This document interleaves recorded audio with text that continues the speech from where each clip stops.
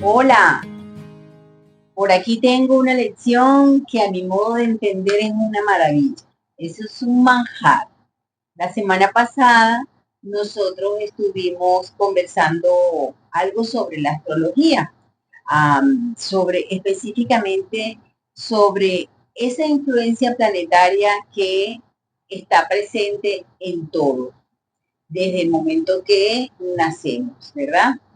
Nosotros generalmente nos hemos identificado con un signo, pero desde nuestra escuela o desde esta enseñanza, pues más bien se sugiere tratar de despertar, de desarrollar cada habilidad, cada talento de las diversas, de los 12 signos zodiacales.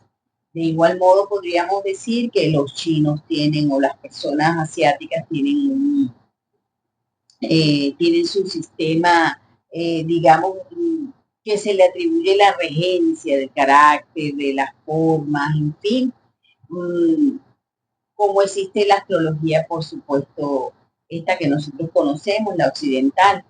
Y hay otra serie de, digamos, de influencias que son reconocidas desde la antigüedad, desde diferentes perspectivas y culturas.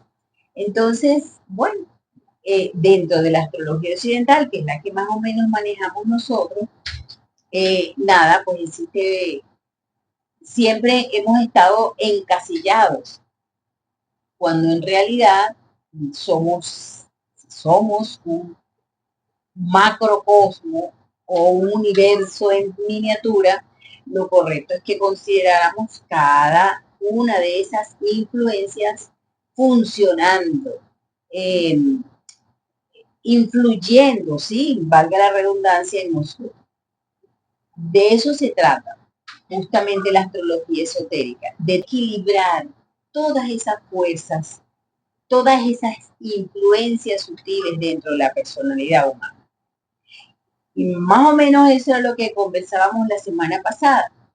Vamos a comenzar esta semana con Aries. Aries es el primer signo dentro de la astrología.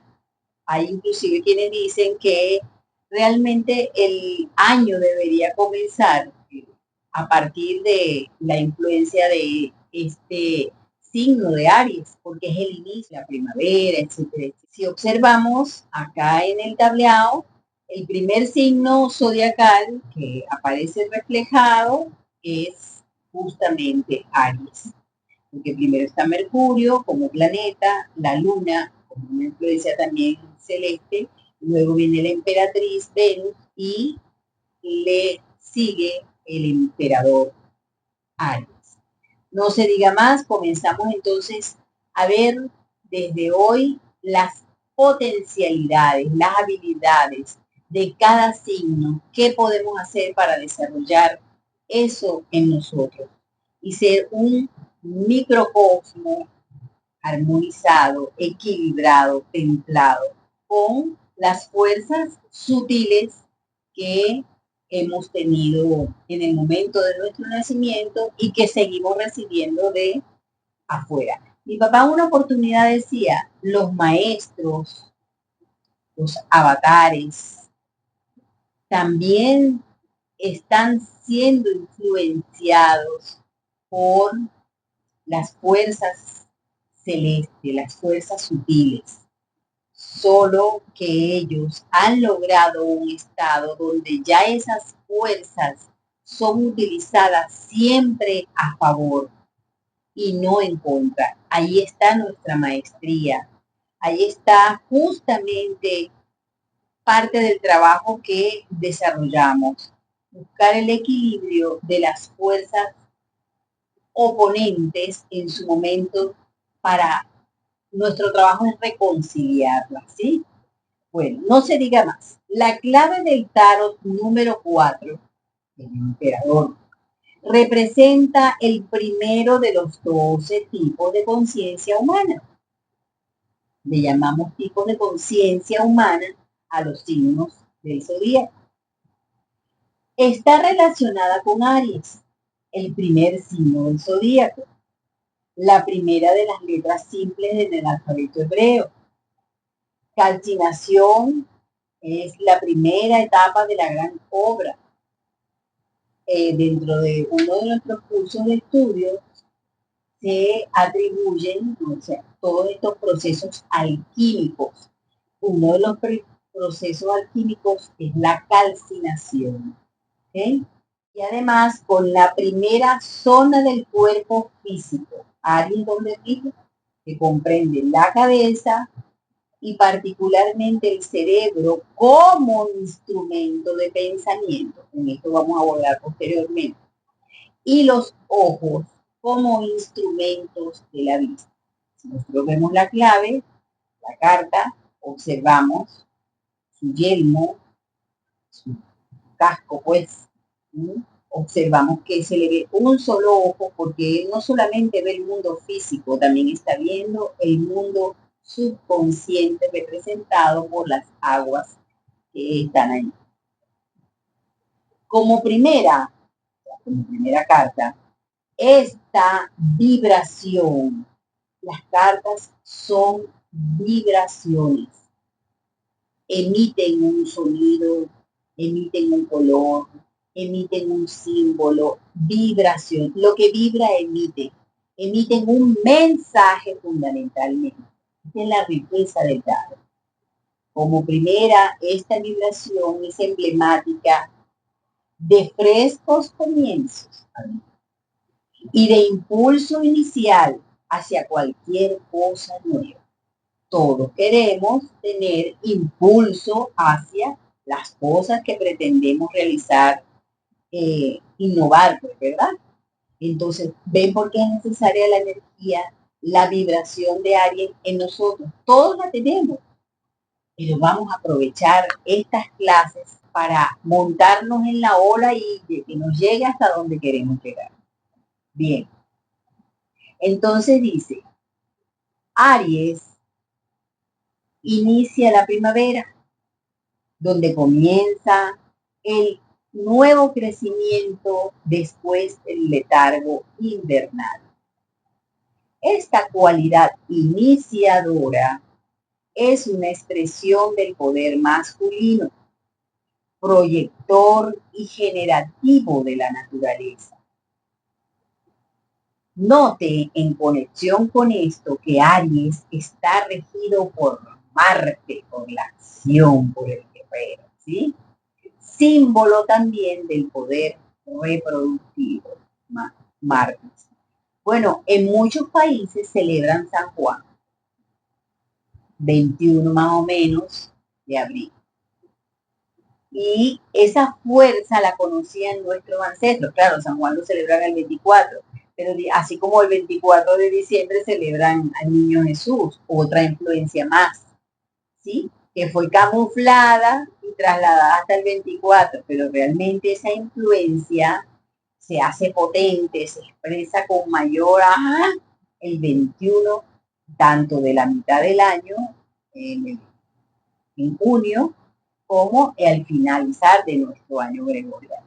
Bien, dice por aquí, en Aries, y digo esto porque es la fuerza masculina. San Juan es rojo en muchos países, por lo menos aquí en mi país es así, pues, es rojo, la celebración de algo que todavía la gente le da todo, cualquier cantidad de connotaciones, pero bueno, uno más o menos que estudia algo de simbolismo se da cuenta que tiene una importancia masculina, ¿no?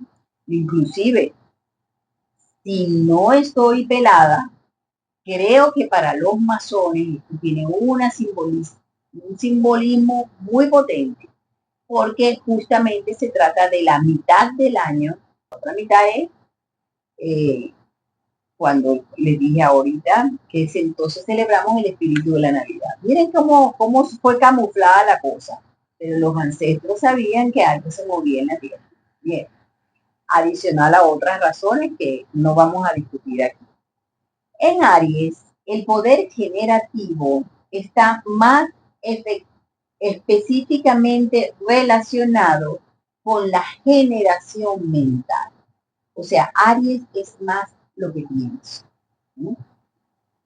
Puesto que la zona que le corresponde es la cabeza y el cerebro. Este es el poder que genera el pensamiento y da ímpetu y fuerza a nuevas líneas de razonamiento.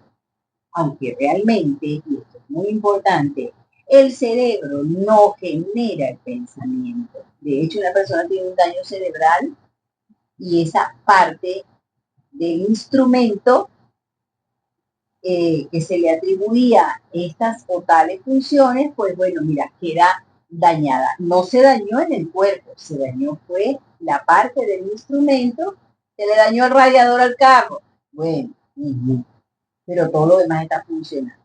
Entonces es importante saber esto porque aquí dice, es el instrumento a través del cual el pensamiento llega a manifestarse.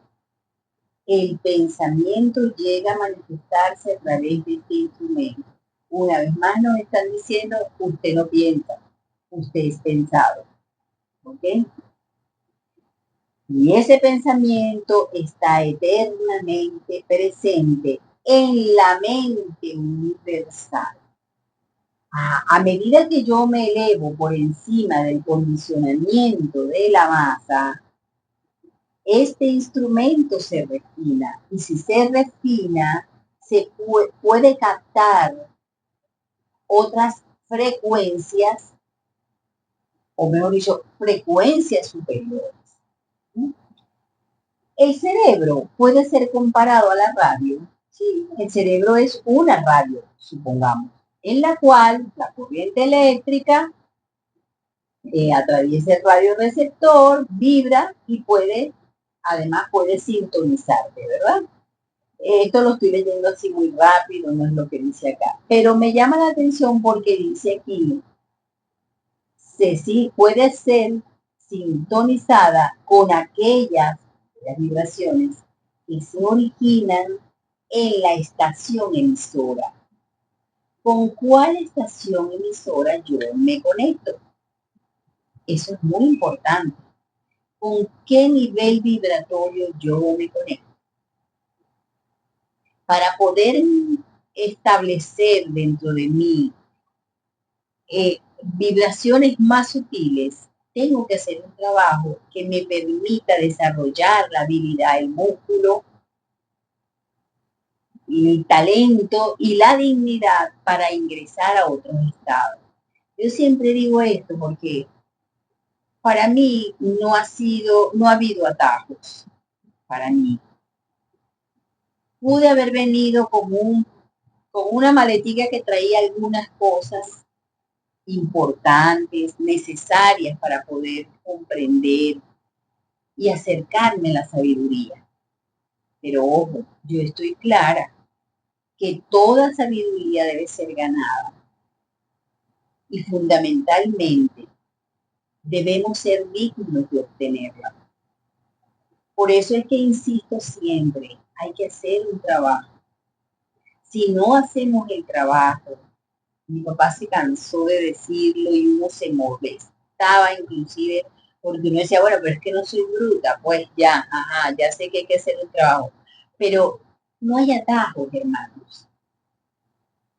No podemos pretender que ingrese en nosotros un conocimiento si nosotros no lo hemos ido a buscar, no lo hemos ido a probar, no lo hemos acariciado y anhelado.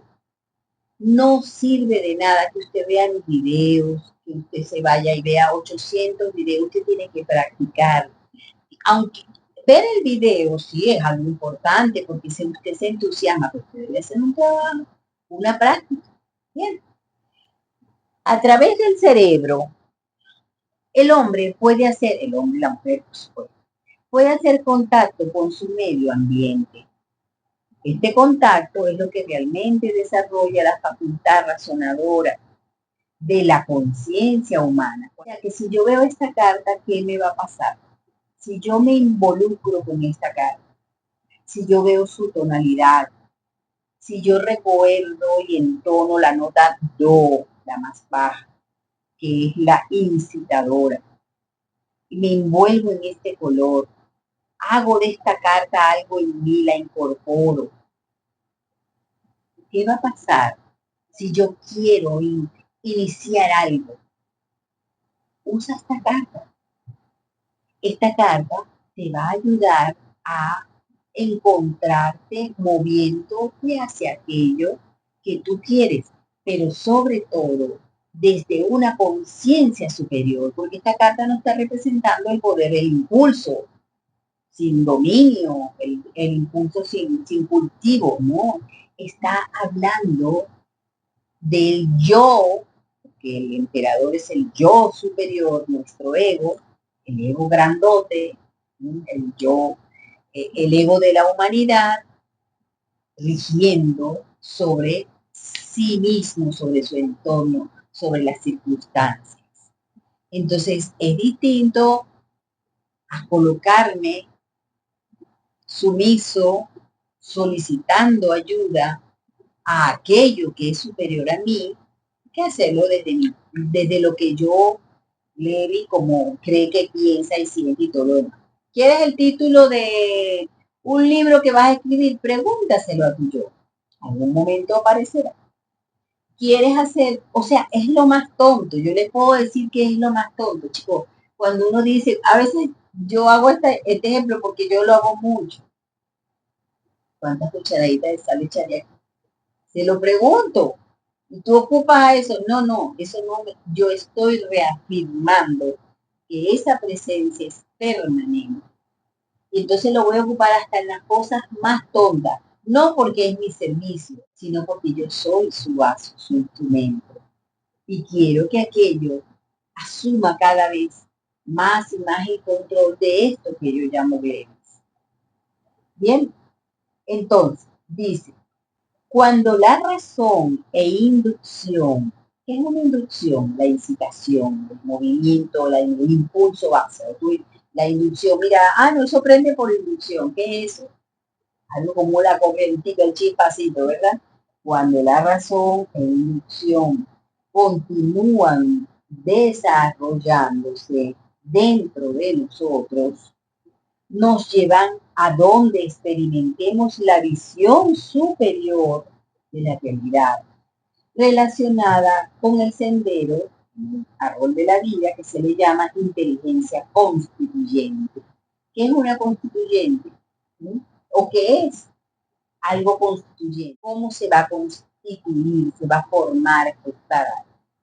Entonces, el emperador es una visión superior, lograda por medio de la observación exacta de las condiciones físicas, que nos rodean y por la cual empezamos a ver las leyes básicas y principios de operación.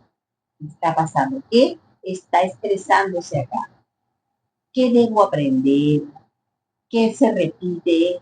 La observación es un método de investigación tan válido como cualquier otro, porque cuando tú observas, tú dices, aquí es la repitencia de esto. Y en la repitencia tú vas encontrando, se está expresando esto. O dice, aquí falta esto. Es la repitencia, la observación, quise decir, es un método maravilloso. Creo que es el mejor método, inclusive, para investigar, porque te permite, objetivamente, como está el emperador, observar y deducir. ¿Sí? Bien. Empezamos a ver las leyes básicas y principios en operación en cualquier grupo particular de acontecimientos. El emperador usa armaduras, es un guerrero. Al comienzo, la razón e inducción desatan conflictos internos. Sí, pero necesariamente hay periodos de destrucción de algo que nos irrumpe, ¿verdad? Que nos trastoca. Al principio necesariamente hay periodos de destrucción y condiciones caóticas, demostradas por la clave 16 que está regida por Marte. Esta es la lucha que finalmente nos pone en libertad y establece el reino de la razón soberana. Cuando ya entendimos para qué era el conflicto, concha, era esto, y ya no conflicto. Cualquier dominio externo es un falso dominio, condenado al fracaso, a menos que el verdadero dominio interno del yo sobre la naturaleza inferior, sobre lo que está pasando en mí, yo debo acomodar, haya sido establecido. Siempre los conflictos son para que nosotros arreglemos algo en nosotros, cambiemos una forma en nosotros. Ese es el por qué nosotros siempre vamos a estar sometidos a condiciones caóticas. Hasta que lleguemos a ser tan equilibrados que entonces nos convertimos en la gente aquella que se llama maestro. Bien, todas las cualidades que desarrollan dominio están representadas en esta clave, ¿sí? Es una imagen positiva del impulso al dominio solamente, ¿sí? Cuando se abusa de este impulso, se cae en la tiranía, se cae en la crueldad, ¿sí? En desequilibrios menores, o sea, cuando no es ni tiranía ni todo lo demás, puede expresarse como la falta de control sobre la irritabilidad. Por todo me molesta. Yo conversaba con mi hija justamente ayer de esto, decía, cuando yo me molesto porque algo no es como a mí me parece que debería ser, realmente estoy actuando desde mi naturaleza, de la naturaleza inferior en uno. La naturaleza inferior es aquella que dice, ¿cómo no te vas a molestar? Claro que tenía razón de molestar. Ajá. Pero ¿a quién agrede mi molestia? Fundamentalmente a mí. Porque todo ese ácido, rabieta, eso que eres allí. Entonces es como que si yo me molesto por lo que otro hace, pero no lo puedo cambiar. Es una cosa así como que, mira, el otro botó su basura y yo me la eché encima. Claro está, nosotros estamos aprendiendo sobre eso. Y fundamentalmente nosotros estamos aprendiendo a manejar esos conflictos. ¿Para qué? Para poder mantener la armonía y el equilibrio en mí. Yo no necesito vivir happy por tiempo. Yo necesito paz. La paz es superior a eso que llaman estado de alegría. La alegría es una emoción.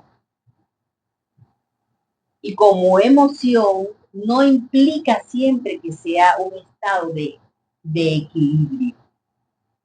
Dentro de nuestra filosofía buscamos el equilibrio. ¿De qué? De los oponentes, de las fuerzas contrarias, la reconciliación de las fuerzas. Por eso es que cuando uno está trabajando, por ejemplo, Aries, tienes que buscar trabajar su oponente. Imagínense el reloj, como les decía, el reloj, las manecillas del reloj. Asígnele a Aries, siga con Tauro, así hasta que llegue al último signo, que sería las 11 Piscis. ¿Cuál es el oponente o el opuesto, pues, de Aries?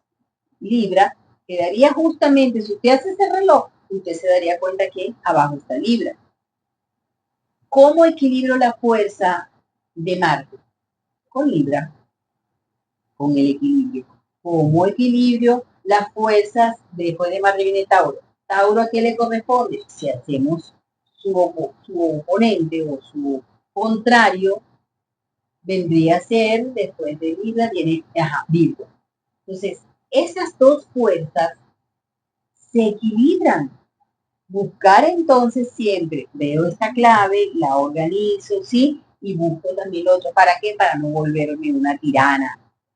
Sin embargo, aquí dice que cuando se expresa en menor grado esa fuerza marciana, entonces se ve como irritabilidad, trae, por supuesto, temperamento violento, tendencia a comprometerse en actividades poco prácticas o violentas.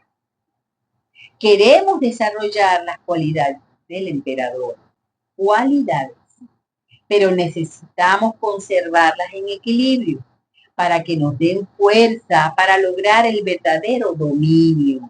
El dominio es el dominio de la fuerza oponente. Necesitamos la razón, pero no la nuestra.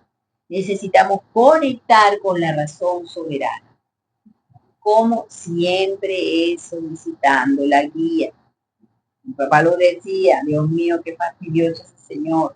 Para desarrollar las cualidades del emperador de una manera positiva, necesitamos observar, vuelvo otra vez a decir, que este señor se le atribuye la observación.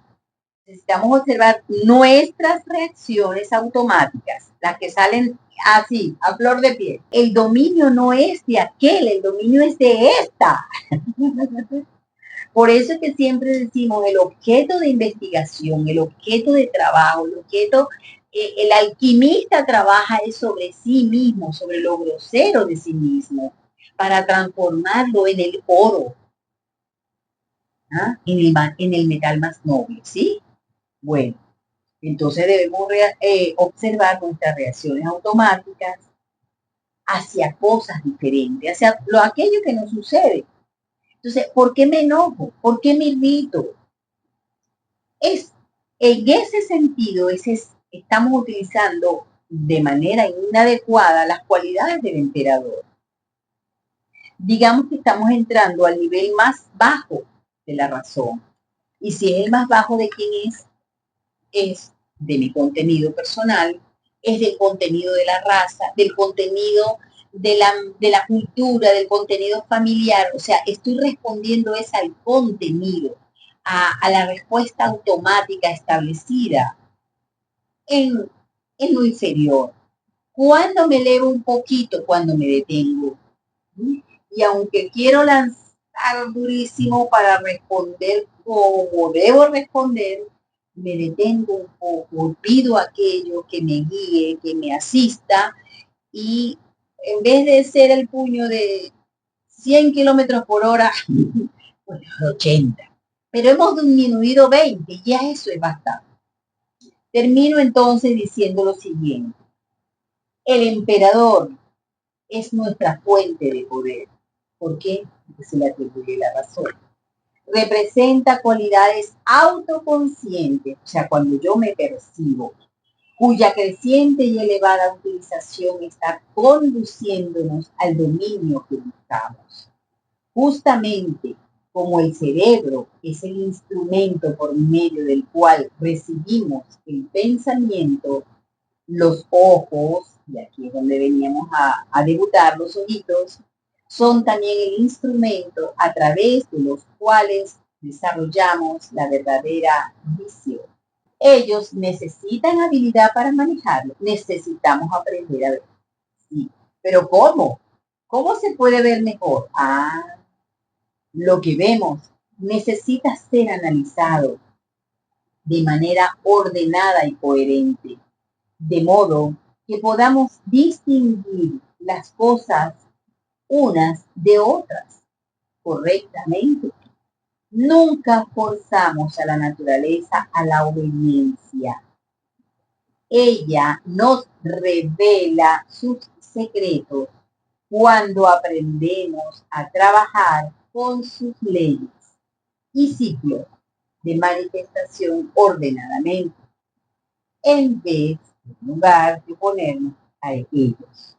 La verdadera visión de la realidad es lo que distingue al adepto del tirano. El adepto ve, el tirano impone. El adepto tiene una visión más incluyente, compasiva y expandida de lo que es el hombre, ordinario por supuesto, y de lo que es la naturaleza. Y la naturaleza es también esa influencia cósmica, que aunque pueda parecer antagónicas, todas las fuerzas de la naturaleza trabajan con el hombre cuando éste aprende a entenderlas. Bueno, Esto es un manjar para mí. Yo voy a seguir trabajando para la próxima clase esto. Por esta semana les voy a sugerir, trabaje su colorcito rojo, incorpórelo. Siempre comience con luz blanca. Siempre. Visualícese envuelto en la luz blanca, respírela, llévela a cada célula, a cada órgano en su cuerpo, a los huesos, envuélvase, que le rodee, métase en ese huevo cósmico, ese huevo áurico, y entre allí y aliméntese de la luz blanca brillante, sí, y después coloque su emperador arriba de su cabeza, porque usted tiene un proyecto nuevo, porque usted quiere establecer el orden en su casa, porque no encuentra la armonía, o por cualquier otra cosa que usted quiera iniciar, razonar, entender sobre usted, sobre todo, porque es sobre usted. Colóquelo arriba y deje que esa agua roja descienda, le penetre, y entonces usted le está diciendo a su subconsciente, mira chica, yo necesito ayuda, yo necesito también comenzar a hacer un trabajo en mí, quiero razonar, quiero hacer lo propio. ¿Por qué? Porque le estamos diciendo a nuestra mente subconsciente, quiero ser dirigida por lo superior.